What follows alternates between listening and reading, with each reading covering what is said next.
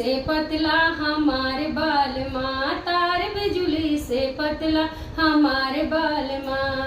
ए सासू जी राउर आदत बुरी बा, ए सासू जी राउर आदत बुरी बा।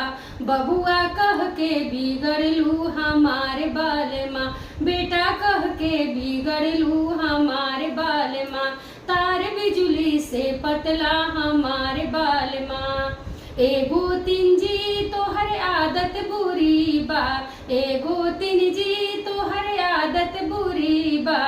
देवर कह के बिगड़लू हमारे बाल माँ, देवर कह के बिगड़लू हमारे बाल माँ। तार बिजुली से पतला हमारे बाल माँ।